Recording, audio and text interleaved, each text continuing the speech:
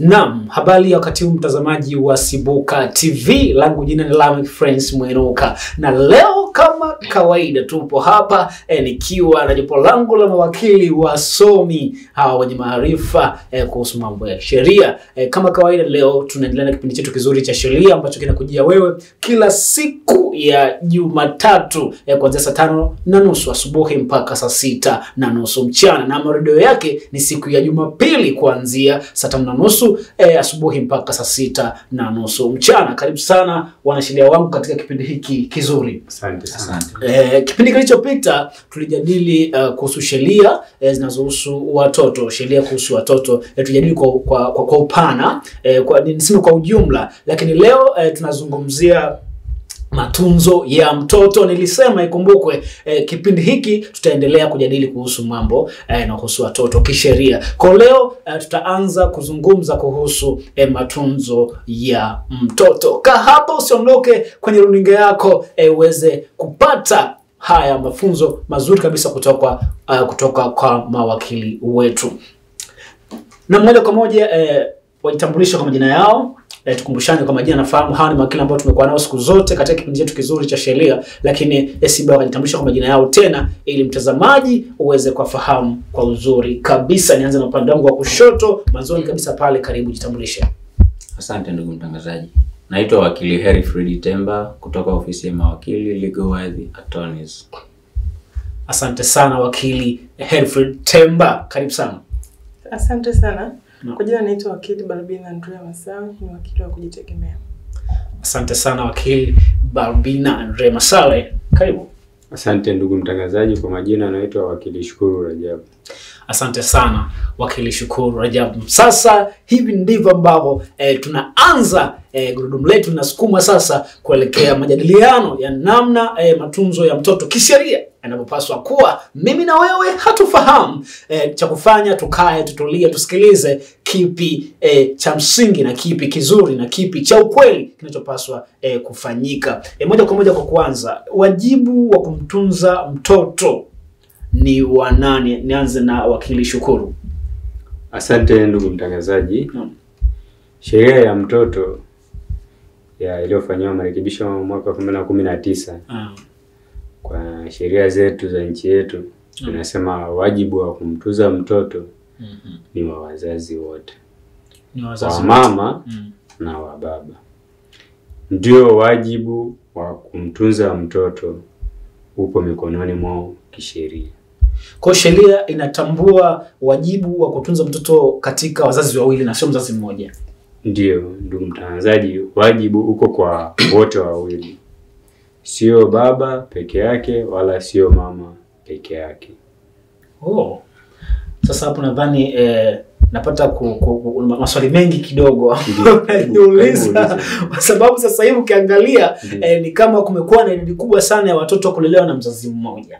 Na ni kitu ambacho niseme limekuwa ni swala kubwa sana, na watu wengine pia wanafurahia kitu kama hicho, lakini kumbe sheria si kitu sawa. Kwa hiyo tunazungumziaje swala la mama peke yake kutaka tu apate mtoto atamlea mwenyewe bila baba?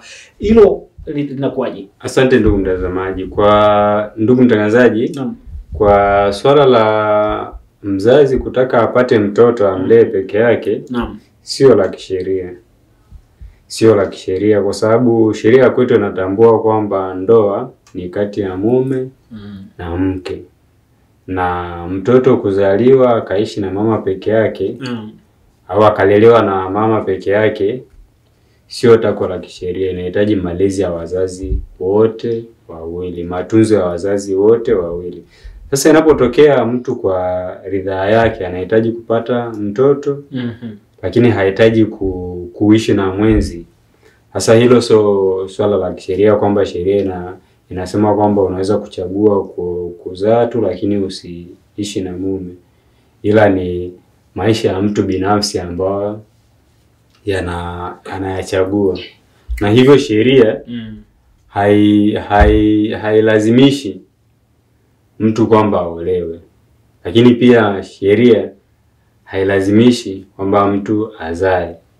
Na cha tatu, sheria hailazimishi kwamba wewe uchague kuolewa na nani au uzae tu na kuishi. Ila pale ambapo umezaa mtoto inakulazimisha umtunze. Ndicho sheria inachofanya. Na kama mtu binafsi atachagua kwamba yeye anahitaji mtoto, hahitaji kuishi na mume, wajibu wa kumtunza mtoto bado unabaki vile vile. Kwa bado matunzo, kwa sababu swala letu leo ni matunzo, bado unabaki pale pale. Okay, maana yake tunabaki pale pale kwamba sheria bado inatambua matunzo ni ya baba na mama. Bado inabaki vile vile, matunzo ni ya baba na mama. Ndugu mtangazaji, kuongezea kidogo. Naam. Tunaposema kwamba sheria inawashurutisha, tuseme inawashurutisha wazazi husika wa mtoto husika kumlea na kumtunza yule mtoto. Tunaangalia sana sana swala la matunzo. Ni kwa sababu tunaashumu wewe ni baba na uliyepata naye mtoto ndiye mama. Iwe mmeoana, hamjaoana, lakini imetokea kwamba nyinyi ndio wazazi wa yule mtoto. Kwa nini sheria? Kwa nini tunazo sheria katika jamii? Ukiachilia mbali hata sheria ya watoto. Ni kwa sababu sheria, palipo na wawili watatu, lazima pawepo utaratibu fulani wa kuweza kuendesha mambo kati yao, ili pasitokee kuitalafiana na pasitokee haki za mmoja kuvunjwa, au pasitokee baadhi ya watu kati yao kutokuwajibika inavyotakiwa. Ndio lengo la sheria. Sasa kama ndio lengo la sheria, inamaanisha kwamba lengo la sheria limewekwa kwa ajili ya, tunasema kwa Kiingereza, kusafeguard haki za watu na kuwakumbusha wajibu wao wale wahusika wanatakiwa kuwajibika kwa nyanja fulani fulani. Kama ndio. Kama ndivyo, inamaanisha kwamba hata tukienda sasa katika tafsiri ile ya zaidi ya sheria, tukiachilia mbali kwamba sheria ya mtoto inasemaje au sheria inataka nini kwa watu ambao ni wazazi kwa mtoto husika, tukienda mbele zaidi tunaangalia sasa ile moral aspect. Tunaangalia nitumie lugha gani? Mtazamo wa kimaadili sasa, kwamba huyu mtoto hata katika ukuaji wake, wewe mtangazaji leo umefika hapa kwa sababu ulikuwa una uwezo na uhakika, japo hujaniambia, lakini na uhakika kwa asilimia fulani upo leo ulivyo kwa sababu ya ulifanikiwa kukua ukiwa unasikia sauti zote ya baba na ya mama. Ni muhimu sana katika saikolojia ya mtoto akiwa anakuwa. Sasa sheria imekuja tu katika kusapoti mazingira. Tunavyoambiwa kwamba inakuja kwa ajili ya kushurutisha matunzo na uangalizi, haimaanishi kwamba sasa inakuja tu kwa ajili ya kuwaumiza watu. Hapana. Sheria inakuja kwa ajili ya kuhakikisha hilo, kwamba mtoto anapata zile haki zote ya kupata sauti zote katika malezi. Sio tu umetoa fedha alafu mwisho wa siku hujui mtoto anaendeleaje, umtembelee. Mtoto anapofanya kosa, tunaelewa kwamba kina mama huwa kidogo wanahuruma kuliko wanaume. Kwa hiyo atambembeleza, wewe nitakuchapa, lakini baba mara nyingi anatumia ukali. Akiongea mara moja, mara ya pili sauti moja tu kamchapa viboko. Na hata akiongea bila kumchapa, wakati mwingine mtoto tafsiri yake ni kwamba hii sauti ni ya ukali. Kwa hiyo inamsaidia anapokuwa anasikia sauti zote mbili, inamsaidia anakuwa vyema. Kwa sheria ikaja katika kusupport sasa hayo, kwamba tuyatengenezee namna ambavyo watu wataona kwamba kuna haja ya kuwajibika. Sasa hivi kwa sababu ya huu sasa uliozungumzia kwamba wengine wamefika mahali, na mimi niseme ni changamoto katika jamii yetu, kwa sababu swala la watu kutaka ndoa na kutaka kuzaa tu, kuishi na mtoto pekee, hawaelewi madhara wanayokwenda kuyatengeneza kwa watoto wao. Wanachukulia kwamba mimi nauita ni ubinafsi, kwa sababu unajitazama mwenyewe katika maisha yako ya leo, lakini huangalii yule mtoto wako anapokuwa kesho kutwa anakuja kuwa mtu wa aina gani katika jamii.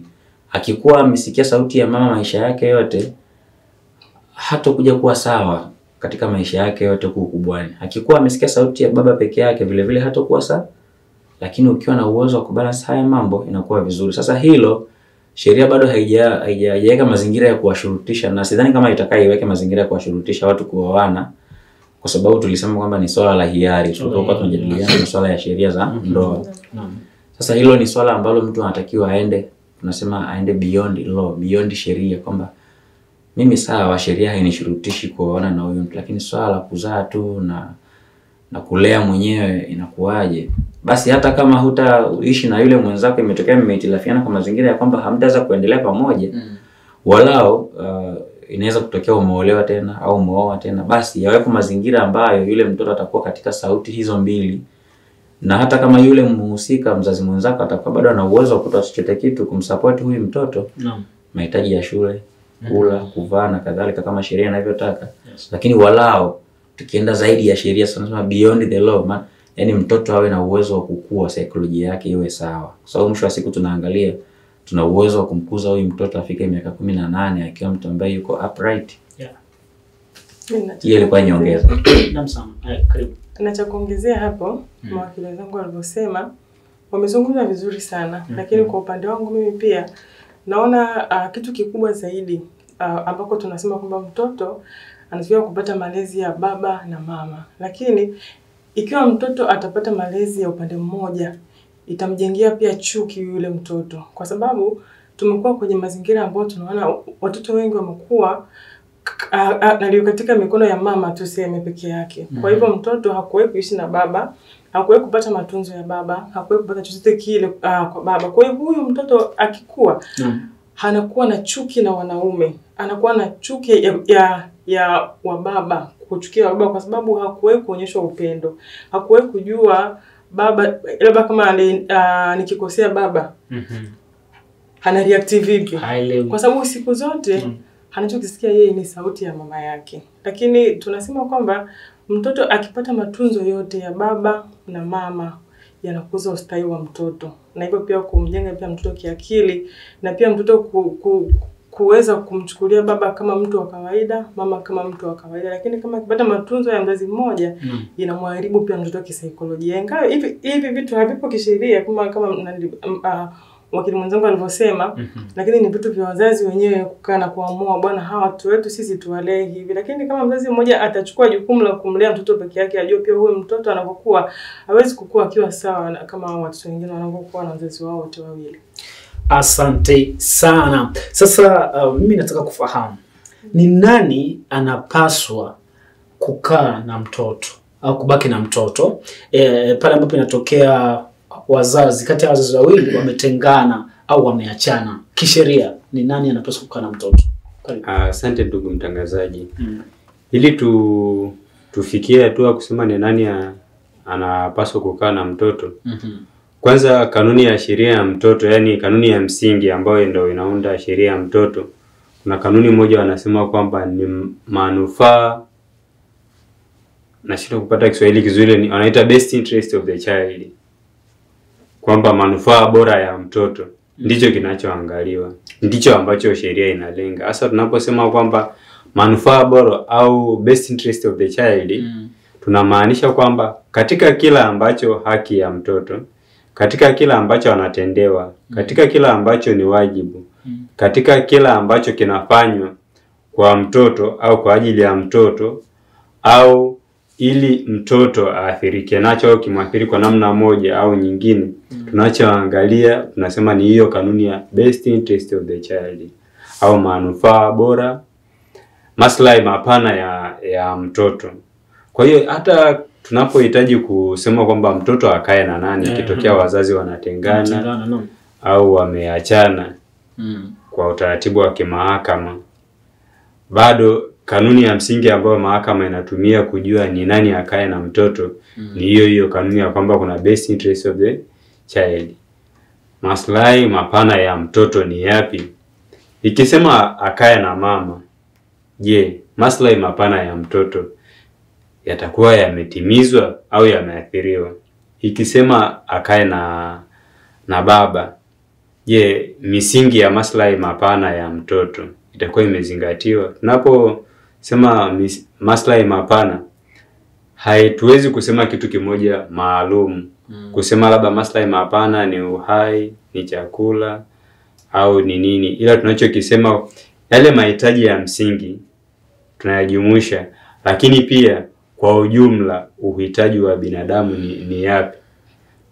Kama mawakili wenzangu walipoanza kuzungumza, walikuwa wanazungumza masuala ya saikolojia, hayo sio masuala ya kisheria.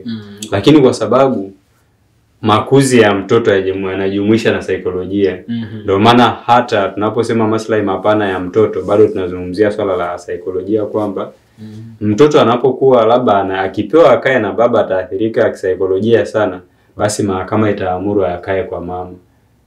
Lakini ikionekana ataathirika sana kisaikolojia akikaa kwa mama, basi mahakama itaamuru akae kwa baba. Sasa ni nani anayepaswa kukaa au ni yupi anayestahili kukaa na mtoto? Sheria inakuja kutoa vigezo.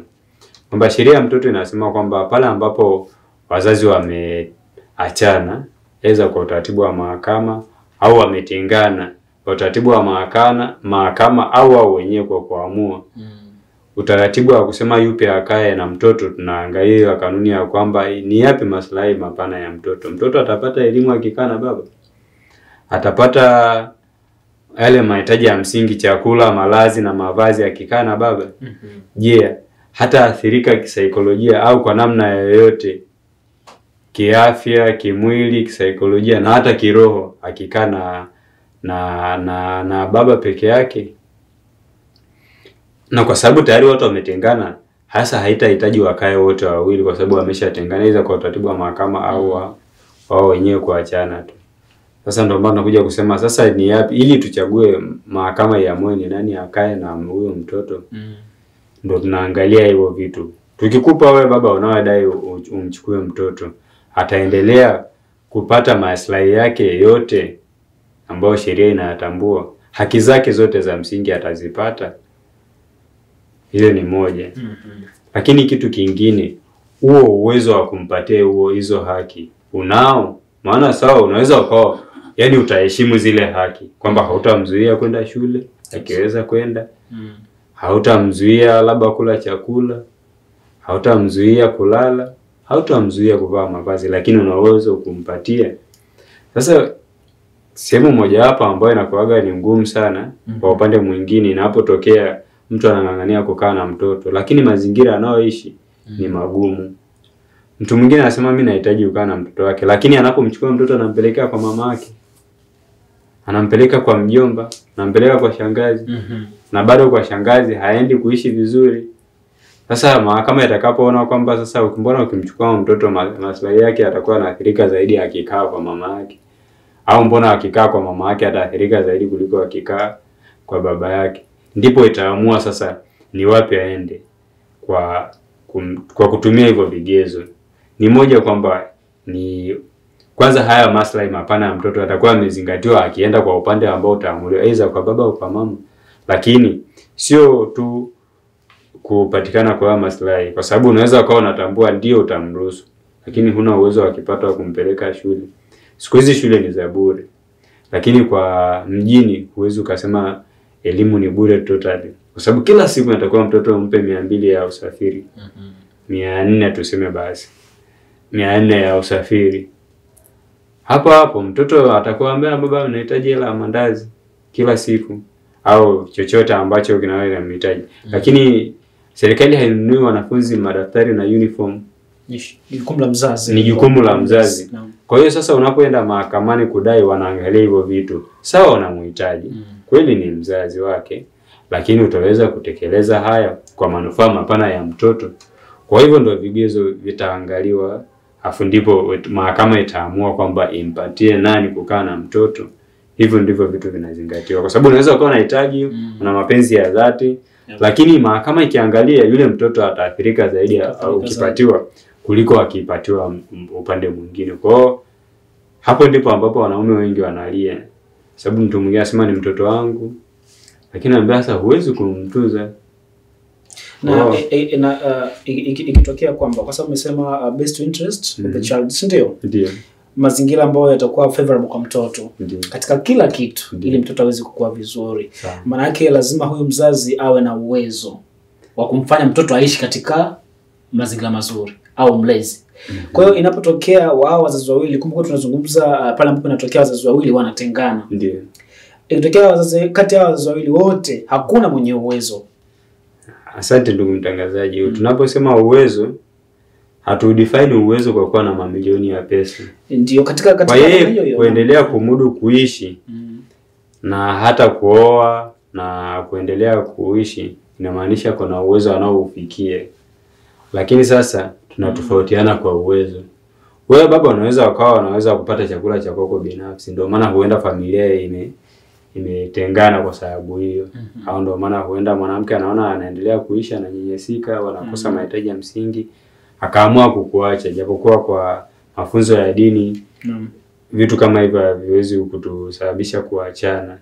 Lakini sasa inapotokea kwamba watu wanaachana na inaonekana upande mmoja hauwezi kukizi yale mahitaji ya msingi, kwa ujumla tu tunaweza kusema kwamba hawezi kupewa mtoto. Lakini hatupimi uwezo, kwa sababu huenda mmoja anasema mimi naomba nipewe mtoto, nampeleka mtoto wangu labda Tanganyika International School. Hasa ana uwezo mkubwa kweli. Na huyu mwingine anasema mimi ataendelea kusoma shule za kawaida. Sasa mahakama haiangalii kwamba kuwa na uwezo mkubwa ndo upewe. Hapana, kinachoangalia, ndio maana tunasema tunapo define, jaribu kudefine best interest of the child. Hatumaanishi uwezo wa kifedha tu. Wala hatumaanishi kuweza kumvisha mavazi, hatumaanishi kuweza kumlisha na kumfanya alale pazuri. Hapana. Tunamaanisha pia, unajua unaweza kapewa mtoto, lakini mtoto mwenyewe kabisa hajawahi kuzoeana au hakuhitaji. Sasa hapo ndio inakuwa bado hapo msingi unaotumika kwamba best interest of the child. Kwani mtoto mwenyewe kama anaweza, hata kama amefikia umri wa kuanza kujitambua kidogo, akiambiwa uende ukakae na baba, ukakae na mama, atachagua kwenda wapi? Sasa ndio hivyo, huenda mtoto yani wewe mwenyewe ulishamnyanyasa. Atachagua mahali ambapo anapafurahia. Anapafurahia. Yani hicho ndio maana tunasema kwamba tukisema best interest of the child ni pamoja na hivyo kwamba mtoto mwenyewe je akiisha hapa atafurahi.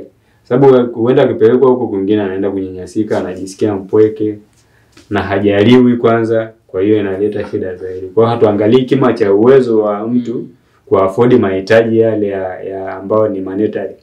Ila tunaangalia pia na hayo wenzangu wanaojaribu kuzungumzia kwamba pamoja na kwamba sio sheria lakini ni yanajumuishwa kwenye kudetermine best interest of the child. Asante sana. Ikitokea kati ya wazazi wawili wote wapo katika hali ambayo labda ni ya ugomvi, hawaelewani, lakini pia mazingira ambayo watoto wanaishi sio supportive kwa mtoto. Sheria inatoa nafasi ya mtoto kuchukuliwa kilazima kupelekwa katika mazingira mengine au vipi? Wakitendo. Ndugu mtangazaji, kwa mazingira kama hayo, kwanza inapotokea ni watu wanaishi tu, hawajaoana. Sheria haiwalazimishi kuendelea kuishi pamoja. Kwa sababu wewe kama umeshajua kwamba nikiishi na mwenzangu nikizidisha hata siku moja au hata lisali moja kuna uwezekano wa kupata madhara fulani. Una uhuru kama mtu mwingine alivyo na uhuru kukaa mazingira tofauti ili uwe salama. Vile vile kwa mwenzako ndivyo ilivyo. Lakini ikiwa ni swala la ndoa, katika ndoa kuna utaratibu. Mnaweza ndio mkaachana ile tunasema physically, lakini ili muweze kuachana kisheria kuna utaratibu wa kimahakama. Na mahakama huwa tunasema inatoa separation order kwamba hawa watu wanatengana kwa muda kwa sababu tunaona kwamba kuna uwezekano mmoja akampa mwenzake madhara. Kwa hiyo ni lazima itoe ile order mpaka pale itakapothibitika kwamba sasa hata kama kuna mmoja atakawa ameenda mahakamani kuomba tunasema talaka au divorce. Bado mahakama huwa haitoi talaka kichwa. Huwa mahakama ni mpaka ijiridhishe kwamba hii ndoa hairekebishiki tena. Bila kuwa na huo uthibitisho ni ngumu sana mahakama kutoa tunasema order au tamko kwamba ndoa hii imeshindikana, talaka imetolewa rasmi. Kwa kabla haijafika huko, ikiona kwamba kuna mazingira ya hao watu kupeana madhara, kupeana tuseme majeraha na kadhalika, inatoa separation order. Okay. Sasa naomba niendelee kidogo. Kabla haijatoa separation order, kwani wakili mwenzangu amezungumzia masuala ya monetary value, sio kila kitu katika masuala ya best interest of the child. Tukisema monetary value tunamaanisha kama masuala ya kifedha. Kwa hiyo kwenye swala la order ya mahakama ya separation nadhani limekaa vizuri mpaka hapo.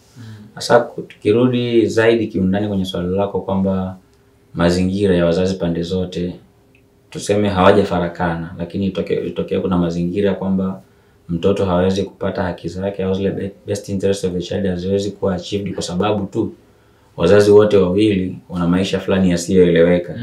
Inawezekana hawana ugomvi wazazi hawa, lakini maisha yao wanayoishi, mtindo wa maisha, baba anarudi saa 8 usiku, Yaani mtoto akilala hajamuona baba.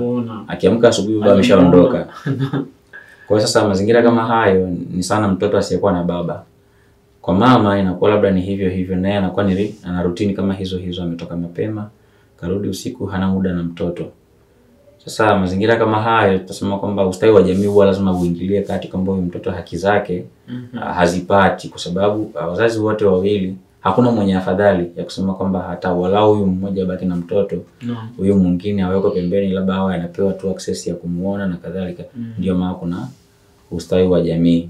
Na hilo pia labda tungependa kumwambia ndugu mtazamaji kwamba kuna siku hizi kuna hasa kwa mazingira ya mjini. Achilia mbali wazazi ambao hawaelewani, achilia wale ambao wana ugomvi. Kuna wale ambao wanaelewana vizuri na hawana ugomvi wowote, na wote wanapenda wakae na mtoto, lakini mazingira ya mjini ni changamoto. Kwa mfano mtu muda tu anaodamka aende kazini ni usiku sana ili aweze kuwahi foleni kwa mfano. Mpaka aje arudi aimawahi foleni na kukuta amesharudi amechelewa ni usiku. Sasa wengine wamekwenda mbali, wameamua kuweka kina dada wa kazi, sawa, kuwasaidia shughuli ndogo ndogo. Sasa ili ustawi wa jamii wasije kaingilia kati, lakini walao unapokuwa umetoka kwenye majukumu yako ni vyema kufuatilia. Kana dada wa kazi, piga naye. Kwanza mfanye rafiki, kwa sababu ukishaanza kumfanya ni adui naye anakatili, kwa sababu muda wote wewe hukai na watoto wako. Yeye ndo anayekaa nao. Kirudi jioni unaishi naye kiukatili naye atahamisha ukatili kwa watoto wako. Japo sijasema kwamba watazamaji wanafanya hivyo, lakini inapelekea inawezekana kuna mazingira kama hayo kwamba baadhi ya hawa kina dada wanafanya vitendo ambavyo sio vizuri, labda kwa sababu ya mabosi zao kule sehemu mbalimbali walipo. Sasa inapotokea wewe ni mwajiriwa au umejiajiri, umechelewa kutoka kwenye majukumu yako, umerudi, yule mtoto fuatilia zile best interests za yule mtoto. Kwanza huwa anakwenda kucheza wapi? Anacheza na kina nani? Ni movie anaangalia movie za aina gani? Akibaki na dada wa kazi, tafuta muda upige story na yule mtoto, pia atakusaidia kujua dada wa kazi huwa anaishije naye. Kama sio mtu mwenye uwezo, labda ukafunga mpaka nani zako, wengine wanapenda kufunga mpaka kamera unafuatilia na kadhalika wakiwa kazini. Lakini kwa wewe ambaye huna uwezo huo, fuatilia, tunasema linda zile best interests za mtoto wako. Hata kama sheria haikuongozi hivyo, lakini ni jukumu lako kwenda zaidi ya sheria ili uweze kuhakikisha mtoto haki zake zinalindwa inavyotakiwa.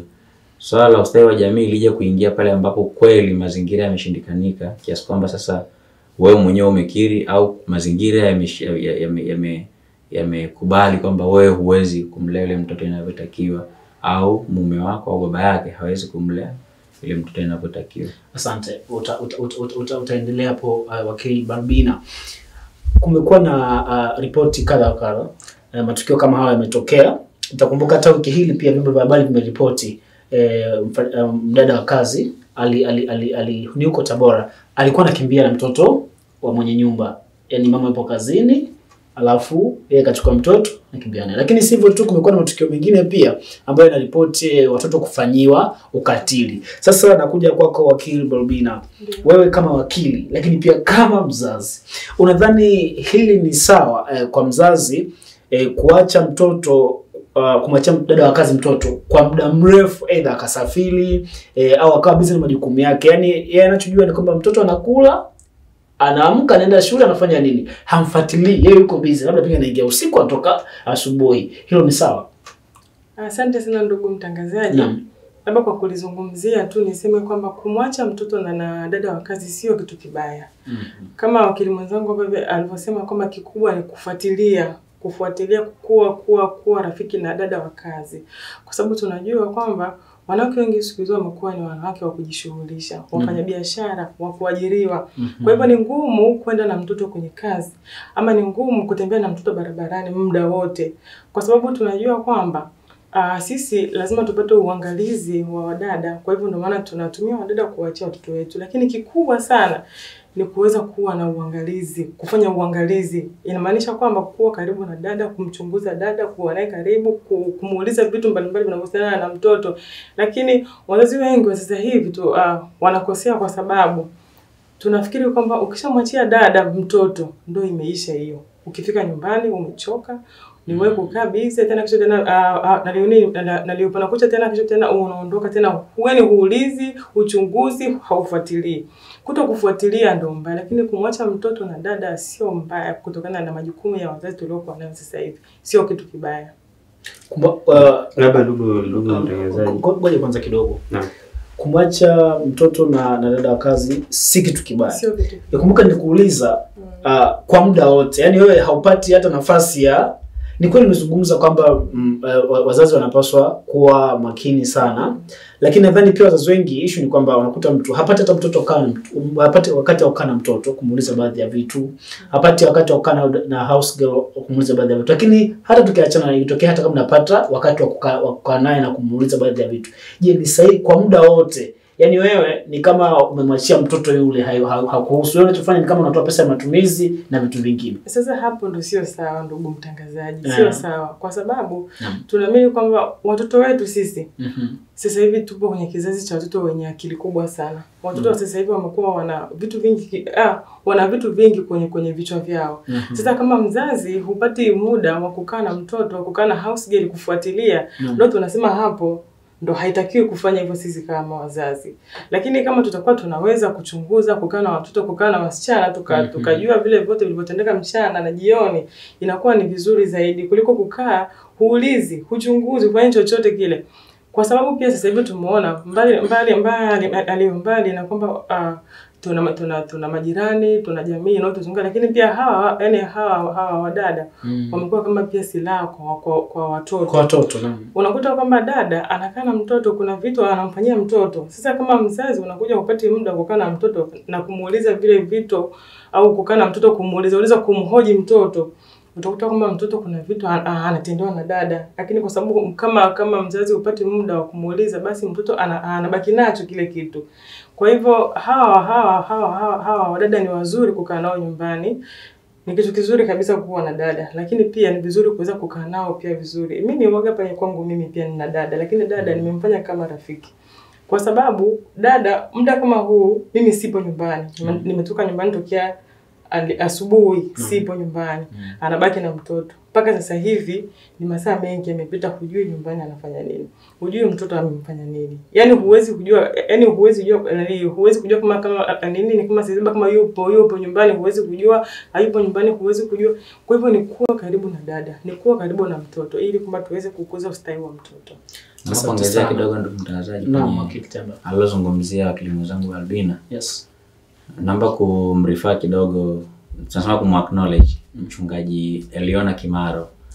Kwenye moja kati ya homilia zake akiwa anahubiri kipindi hiki cha Kwaresma, tuko katika mfungo sasa hivi wa Kwaresma na kwa wenzetu Waislamu wapo kwenye Ramadhani.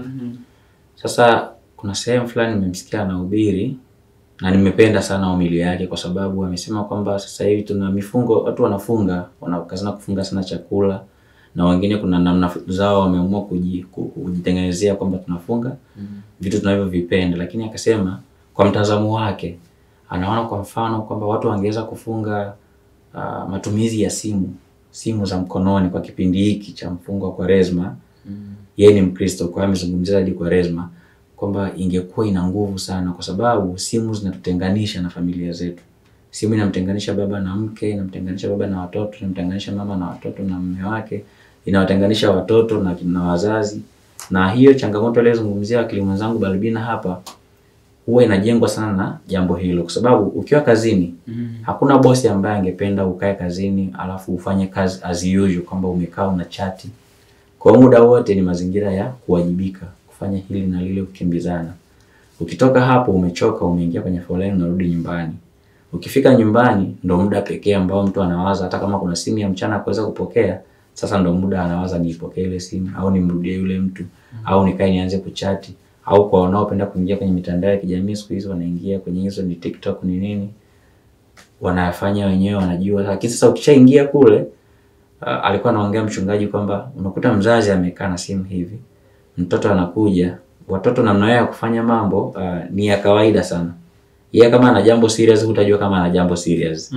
Kwa hiyo atakuja baba au mama, utajua anataka kuonyesha baba mdudu au anataka sijui kuonyesha kitu cha kijinga kabisa, kwa hiyo utamuignore kwamba ile subiri baadaye bwana.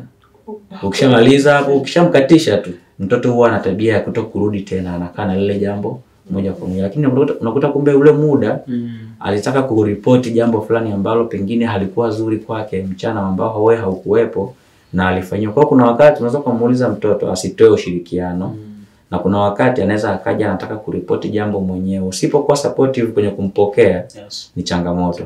Unakuwa tayari kuna jambo umeshalipoteza. Ukimuuliza dada wa kazi hataweza kukuambia kwa sababu ndio muhusika, au anaweza sio dada wa kazi, anaweza kama mtu mwingine yeyote. Lakini hautapata ushirikiano kama ambao ungeupata kupitia kwa mtoto mwenyewe kama ungemsikiliza. Kwa hiyo ule ukaribu kurudi, tunasema kwa wale ambao ni Wakatoliki, sijajua kwa wengine, kwa wale ambao ni Wakristo wa Katoliki huwa kuna kitu kinaitwa kuungama. Unakwenda unaungama, kutubu, unakwenda unaungama Lakini ukiangalia katika ile kitu, ile sayansi nzima ya kile kitu, achilia mbali nguvu za kiroho, kuna nguvu kubwa katika kutoa. Yaani una mazito yamekuelemea, hata kama sio dhambi, hata kama sio mabaya umeyafanya, lakini kuna vitu tu vimekuelemea moyoni mwako na kichwani mwako muda mrefu. Ukipata mtu wa karibu ukamuelezea, vinatoka unakuwa mwepesi sana. Na ukipata mtu mwenye uwezo wa kukusikiliza, ukayatoa yote, hata baada ya kuyatoa yote asipokujibu neno hata moja, bado kuna tiba fulani anakuwa amekupatia, kwa sababu kupata tu mtu anayekusikiliza tayari ni tiba. Atakacho kujibu inakuwa ni tiba ya nyongeza. Sasa wazazi wengi ambao mnatazama hapa sasa hivi inabidi tuwe hivyo kwamba tuwe mfano katika kuwasikiliza hawa watoto, kwa sababu wana vitu vingi ambavyo wangependa kama baba uvisikilize, uwasikie, kama mama uvisikilize, uwasikie. Unapokuwa busy na simu au na jambo lako au na kazi zako, umerudi mpaka nyumbani lakini uko na laptop. Tunaelewa kazi popote, lakini tenga pia muda na wale watoto. Best interest of the child is nalindwa na sheria, lakini kuna jambo zaidi ya sheria ambalo lazima tulitazame. Asante sana. Asante ndugu mtangazaji. Sasa nahitaji labda turudi sasa kwenye mada yetu lengwa. Kwamba kwa sababu tunazungumzia matunzo mtoto. Unajua tunazungumza mengi kwa sababu matunzo ya mtoto sio vitu tangible, sio fedha, sio yani tukizungumzia malezi sio fedha, sio vitu vya kushikika. Lakini tunaweza tukasema mtu akisema anamlea mtoto, anaweza akasema mlea kumbe anamtunza. Sasa hapa kwa sababu leo tunazungumzia matunzo, ndio hivyo tunahitaji vitu vinavyoshikika. Mtu anapata pa kulala, anapata chakula, anapata shule, anapata mazingira ambayo sio hatarishi kwa afya, kwa saikolojia na kwa kiakili. Asije akawa anasema kwamba mimi nikimchukua atakuwa salama afu naenda naishi naye karibu na baa. Si ndio? Au namchukua, unasema mimi naomba nimchukue afu naenda kumpeleka migodini ambayo ni mazingira machafu au mazingira yote mengine ambayo yanaweza kuathiri afya au akili ya mtoto au saikolojia ya mtoto. Kwa hiyo ndio maana tunaposema kwamba wakati wa kutoa matunzo, kumbe sio hatuzingatii tu vile vitu kwamba una pesa, una nyumba, una nini, ila tunaangalia na hivyo vitu ambavyo vimezungumzwa na mawakili wenzangu sana, ambao sana vinaguswa vya kisaikolojia zaidi ya vitu ambavyo vinashikika. Asante sana. Sheria kuna kitu tutakusema hapo.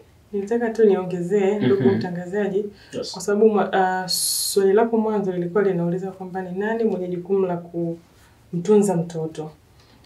Tukiachana na kwamba mahakama inatakiwa kuangalia interest za mtoto, lakini pia wazazi wenyewe wanaweza pia kuamua wao kwa matakwa yao kwamba sisi mtoto atunzwe na nani. Kuachana, kuna watu wanasema kwamba kuachana sio vita. Ama kutengana sio vita.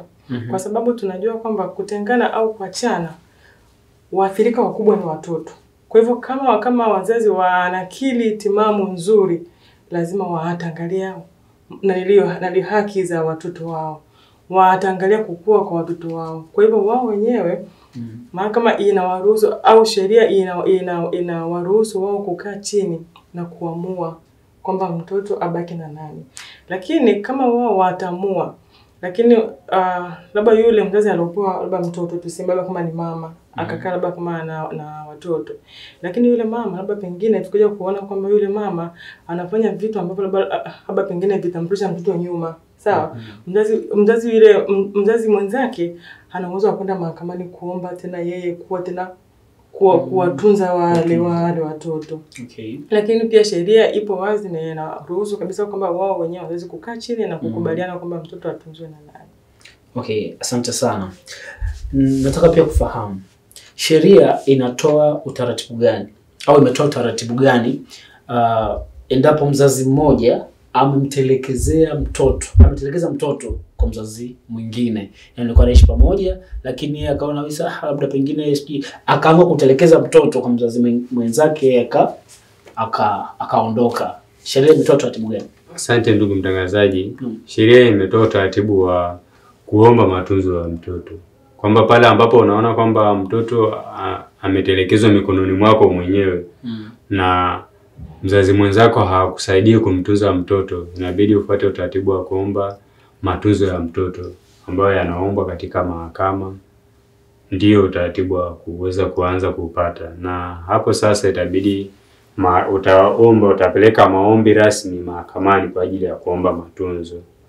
Na kwenye matunzo unaweza ukaainisha labda unataka hichi na hichi au mahakama, lakini mahakama mwishoni itakuwa na mamlaka ya kutoa kiasi inachokiona ni stahiki.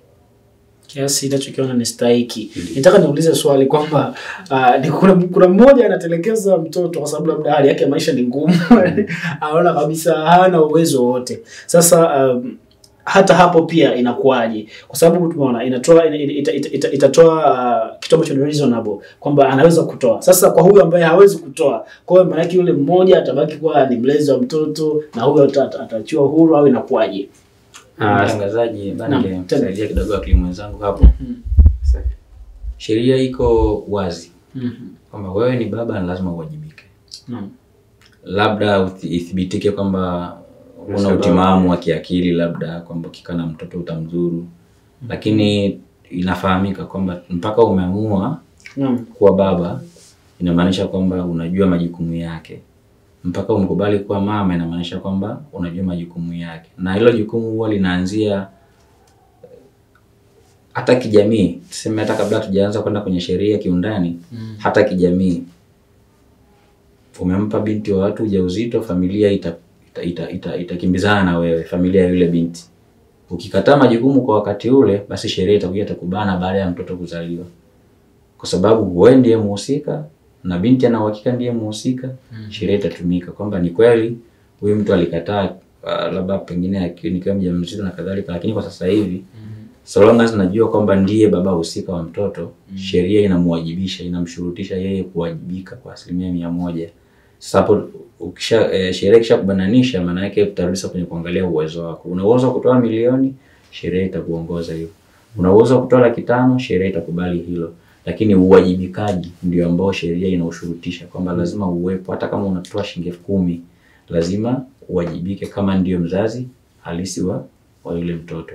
Kwa hiyo swala la kwamba atalelewa na nani ni swala moja. Kwa sababu swala la kwamba atakaa na nani, hilo kidogo ni tofauti na atalelewa na nani, atatunzwa na nani. Mnaweza mkawa mnamtunza mtoto mkiwa kwa pamoja, lakini mnaweza mkawa mnamtunza mkiwa hampo pamoja. Mahakama inaweza ikaamua ikiona kuna mazingira ambayo au nyewe wenyewe mmeona kwamba mwezi kukaa pamoja, mtoto anaweza kabaki na mmoja kati yenu, alafu matunzo yakatoka kwa pande zote. Hata kama ukai na mtoto lakini ukao una provide kutoka huko ulipo, hata kama ni nchi za nje ni wapi, lakini kuna account ambayo umepewa iko ni official kwa ajili ya kumtunza mtoto au kwa ajili ya kutuma ada ya mtoto. Au inafahamika kabisa kwamba baba, wewe kama baba wewe unahusika na mtoto kwa ada ya shule, uniform, labda na afya, kwamba kiumo unawajibika kwa 100%. Lakini kula labda na malazi na ratiba zile za kawaida za kila siku labda ni mama. Sasa hayo yanategemea, inaweza kuwa ni makubaliano yenu au mahakama imeamua kulingana na mtakavyokuwa mmeenda kujieleza mbele ya mahakama. Ikitokea kuna mmoja ameamua kwenda kudai sasa haki ya kukaa na mtoto. Lakini swala la haki ya kukaa na mtoto mara nyingi huwa lina mvutano pia. unasema custody of the child. Ameongea wakili mwenzangu Shukuru kwamba unakwenda kuomba mahakamani official kwa utaratibu maalum. Yule atakayepewa haki ya kukaa na mtoto haimaanishi kwamba ana haki ya kumnyima mzazi mwenzake kuja kumuona mtoto. Inawezekana mzazi mwenza ambaye labda anaweza kawa ni wewe baba, umenyimwa hiyo haki ya kukaa na mtoto kwa sababu umeonekana hauna vigezo. Labda mazingira yako wewe unaishi sehemu ambazo ni kurupushani nyingi, baa na kadhalika kama alivyosema wakili mwenzangu. Au mida yako ya kurudi nyumbani wewe ni changamoto, unatoka usiku sana, unarudi usiku sana, huna muda wa kukaa na mtoto. Yale mapenzi na mtoto huna muda naye. Kwa hiyo mahakama automatically ikiona hivyo na ikiona kwamba mama mazingira yake yanaruhusu zaidi, itampatia haki hiyo ya kukaa na mtoto, itampa custody of the child. Lakini sasa wewe utapewa haki, tunasema haki ya accessibility ya kumuona mtoto. Kwa hiyo utakuwa una uwezo wa kwenda unamuona. Sasa kama mtaweza kukubaliana zaidi ya hapo, inawezekana ukaenda ukamuona mara moja ukatoka nao, ukaenda ukacheza nao, ukafanya nini. Baada ya hapo unamrudisha kwenye custody ambayo mahakama iliidhinisha. Ikitokea yule aliyepewa custody amekiuka utaratibu, wakili mwenzangu vile vile ameliweka wazi kwamba huyu aliyekuwa amenyimwa hiyo custody na uwezo na kwenda kuomba mahakamani kwamba aliyekuwa amepewa haki ya custody utaratibu anazikiuka, mtoto hapati the best interest of the child zinakiukwa. Kwa hiyo tunaomba au ninaomba mtoto nipatiwe niweze kukaa naye. Kwa hiyo kuna mengi ya kutazama hapo. Mwisho wa siku tunaangalia, alizungumza wakili mwenzangu akasema fedha sio kitu. Fedha ni kweli ni kitu, lakini sio kila kitu. Hata katika maisha yetu sisi tunasema the ultimate purpose, yani lengo kuu ni mtu uwe na furaha. Kama fedha ikupi furaha ni bure. Bado hajawa sawa. Kwa hiyo fedha hata kama unayo nyingi kiasi gani, lakini kama haimpi mtoto furaha, haimkuzi mtoto katika best interest, haki zake zile za msingi, bado hiyo fedha yako sio kitu. Tukisalia hapo kwenye custodian, licha ya mambo ambayo umeyazungumza, ni mambo gani mengine au ni vitu gani vingine ambavyo vinapaswa kuzingatiwa wakati wa kutoa uangalizi wa mtoto? Labda niendelee. Kitu kingine kinachopaswa kuzingatiwa wakati wa kutoa uangalizi wa mtoto pia ni umri wa mtoto. Tunaangalia pia umri. Pia sheria yetu ya Tanzania, sheria ya mtoto inasema kwamba mtoto chini ya umri wa miaka 7 atakuwa chini ya uangalizi wa mama. Kwa hivyo pia tunaona swala la umri pia limeweza kuzungumzwa. Mtoto chini ya miaka 7 atakuwa chini ya uangalizi wa mama. Ndio. Kwa hivyo sasa huyu mtoto kama labda pengine kwa sababu yupo chini ya miaka 7 akapewa mama, na tunaona kabisa kwamba huyu mama yani kwamba kigezo cha mtoto kuwa na umri chini ya miaka 7 sio kigezo ambacho kitamfanya yeye akaweza kupata, tunasema ile kwamba ile full custody ya mtoto. Ile full custody ya mtoto itabadilika kama pengine mazingira ya mama hayaruhusu au hayampi haki mtoto. Kwa mfano, mama ni mlevi, kila siku yupo kwenye kilabu, analala, anaamka kilabuni, au pengine mama yupo labda pengine ana yale mazingira ambayo anabadilisha wanaume, leo yupo na huyu, kesho yupo na huyu, kesho yupo na huyu, ana mazingira ambayo sio rafiki kwa mtoto. Kwa hivyo kwa mazingira kama hayo, hata kama mtoto ana umri chini ya hiyo miaka sheria iliyotaja, bado huyu mama hawezi kuwa na full custody ya mtoto. Lakini pia tunaona kwamba mtoto juu ya miaka 7 sasa tunaona kwamba ni ana uwezo wa kuishi na baba au mama. Pia sheria imemruhusu pia mtoto juu ya umri huo pia yeye kuchagua kwamba yeye anataka kuishi na nani. Kwa hivyo pia tunaona pia sheria haijambana mtoto, kwa sababu pia tunaona bisa kwamba mtoto ana ule umri wa kuelewa kwamba huyu mama huyu nikikaa naye huyu atanitesa huyu, au huyu baba huyu mimi kwangu nikikaa naye kuna kitu siwezi kukipata. Kwa hivyo pia sheria haijambana mtoto. Sheria pia nimempa pia uhuru mtoto wa kuchagua kwamba yeye sasa hivi aende kuishi na nani, au baba au mama. Yeye ataamua, lakini sheria pia haijambana mtoto. Asante sana. Okay. Ndugu mtazamaji, kwa hilo la kwamba mtoto akae wapi, ni kama mwenzangu alipoeleza kwamba nani anakaa, sheria iko wazi kwamba akiwa chini ya miaka 7 mama, isipokuwa kama kuna changamoto ya zile best interest kukiukwa. Lakini la pili ni kwamba akiwa zaidi ya miaka 7, cha kwanza ataulizwa yeye kwamba anapenda kukaa wapi. Maana huenda kwa baba kuna sofa, kuna magari, kuna swimming pool, lakini mazingira mengine sio salama kwa best interest of the child. Na tulitanguliza kusema kwamba best interest of the child haimaanishi kupewa pesa nyingi au kula chakula kikubwa. Yes. Ila inamaanisha kwamba kisaikolojia, kimwili na kiafya na kiroho pia. Wapi panakuwa salama zaidi kwa mtoto. Kwa ndivyo. Labda pia kwa kuongezea hapo, kuna mfano mmoja ulitokea Kenya, mtakuwa mnakumbuka, nimeweka nyuma kidogo. Tutaona kwamba mahakama ilitoa oda kwamba watoto waende kuishi na mama, lakini wakati wa kutoka pale kwenye mlango wa mahakama, wale watoto hawakutaka kabisa kufuatana na mama. Walikuwa wanamkimbia kabisa mama yao na kumpata baba yao. Yaani hawataki kabisa kumuona mama. Sasa kila mtu alishangaa kwa sababu tunajua kwamba watoto wengi ni wanapenda kukaa na mama zao. Sasa inakuwaje hawa wanamuona mama yao kama kwenda kwa baba? Ni kitu ambacho kilibua hisia nyingi sana kwa watu wengi sana, lakini pia mimi pia na binafsi pia nilishangaa kwamba kuona hawa watoto imekuwaje.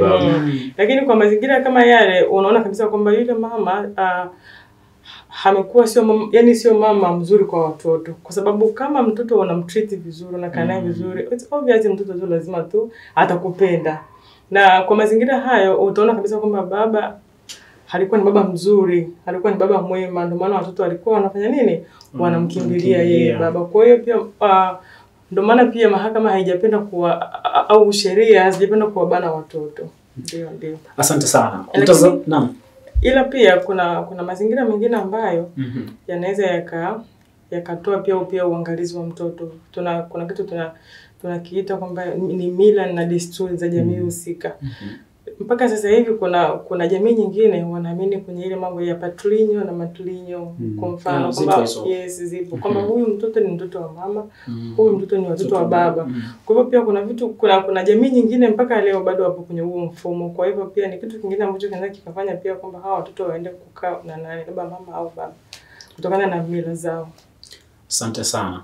Mtazamaji wa Sibuka TV, hiki ni kipindi cha sheria ambacho kipo kinaendelea hapa na tupo tunajadili kuhusu swala zima la matunzo ya watoto. Hawa unaowaona ni mawakili wasomi na hapa wamejaa maarifa kede kuhusu mambo hayo yasiyo sheria. Kwa tukiangazia upande wa matunzo ya watoto kwa siku hii ya leo. Namna hii ndivyo ambavyo tunafika tamati mwa magurudumu letu ambayo tumekuwa tukilisukuma tangu hapo awali. Lakini kwa kumaliza nataka kila mmoja azungumze.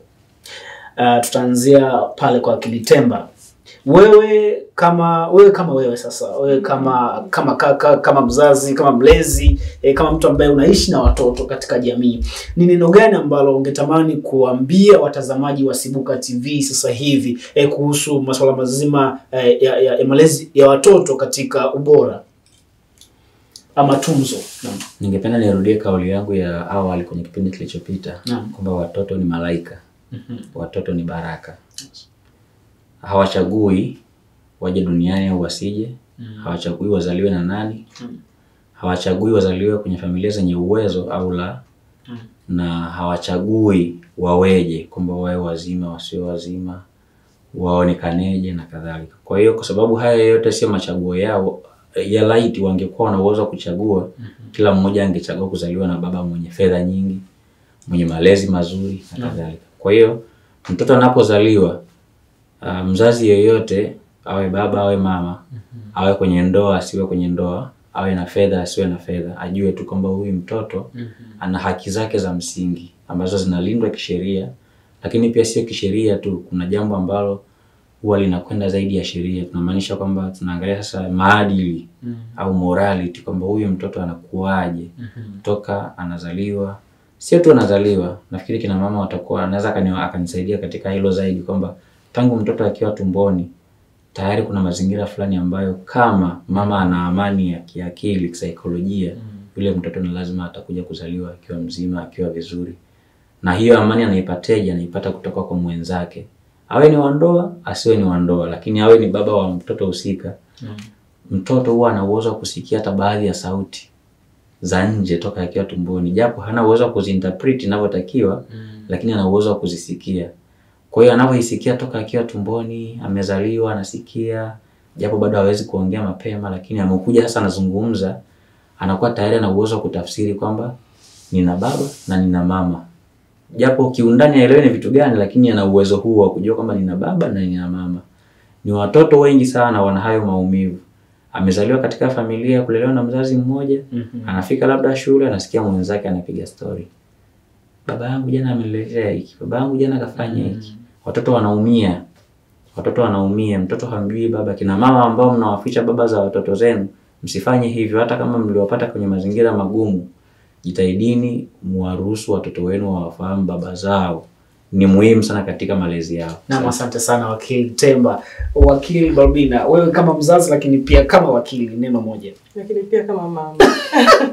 Mzazi mwenye nani? Wazazi tuwajibike. Kitu kikubwa sana. Alafu kitu kingine pia, kina mama pia tuache kupandikiza chuki kwa watoto. Kumekuwa na wimbi kubwa sana la watoto wa mama kupandikiza chuki. Bwana huyu babako afanye hichi, tuache watoto wawe kama watoto. Mtoto anapoanza kumpandikiza chuki akiwa mdogo, tunakuwa tunajenga kizazi ambacho baadaye kitakuja kuchukia watu fulani kwenye jamii. Kwa hivyo tuache kupandikiza chuki, tuwapende watoto wetu, tuwajibike, tukae nao, tuwachunguze, tukae nao, tupige nao story, lakini kikubwa zaidi kuwajibika. Tuwajibike wazazi. Asante sana wakili Balbina. Wakili Shukuru. Asante kama sana. Mzazi, kama baba, kama wakili. Asante sana kwa ndugu watazamaji. Kikubwa ni kuwalea watoto zaidi ya kuwatunza. Pamoja na kwamba matunzo yanatolewa na sheria, lakini malezi ndio ya msingi zaidi ya matunzo. Asante sana. Hii ni Sibuka TV. Kipindi hiki, kipindi cha sheria ambacho kinakujia wewe kila siku ya Jumatatu kuanzia saa 5:30 asubuhi mpaka saa 6:30 mchana, na marudio yake ni siku ya Jumapili kuanzia saa 5:30 asubuhi mpaka saa 6:30 mchana. Ni kipindi kizuri, na nasema siku zote hapo utapata maarifa yatakayokusaidia wewe kuweza kupanua ufahamu wako kuhusu mambo kadha ya usuyo sheria. Langu jina ni Lamek Friends Mwinuka. Unaweza kutupata katika mitandao ya kijamii kwa jina la TV Sibuka EAGT, YouTube, Instagram, Facebook, lakini pia Azam Dish. Unaingia pale other channels, channel number 001 Sibuka TV, unatupata vizuri kabisa. Endelea kutazama vipindi vingine vya Sibuka TV. Karibu sana. Bye bye.